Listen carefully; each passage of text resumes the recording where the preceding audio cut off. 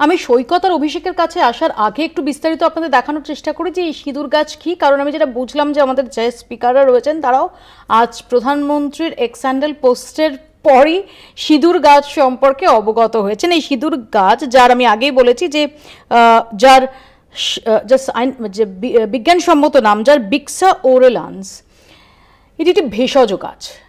মূলত মধ্য আমেরিকায় এই সিঁদুর গাছ তার অনেক বেশি তার অ্যাভেলেবল। তবে ভারতের হিমাচল প্রদেশ, মহারাষ্ট্র এবং গুজরাটের কিছু জায়গাতেও এই গাছ পাওয়া যায়।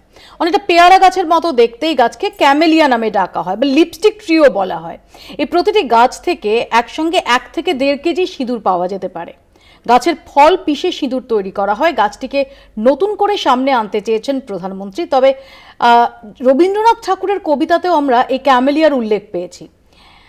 এর নানান ভেষজ গুণ আছে। এই গাছ রক্তচাপ নিয়ন্ত্রণে সাহায্য করে এবং এই যে বিক্সা ওরেলানা বা যেটাকে সিঁদুর গাছ বা লিপস্টিক ট্রি হিসেবে যেটা পরিচিত, তার থেকে ভেষজ লিপস্টিক, ভেষজ সিঁদুর, এমনকি এডিবল অর্থাৎ খাবার রং করার ক্ষেত্রেও এই গাছের ফলের গুঁড়ো সেটা ব্যবহার করা যায়। অর্থাৎ প্রাকৃতিক বা ভেষজ গুণের দিক থেকে এই গাছ তা ভীষণভাবে সমৃদ্ধ।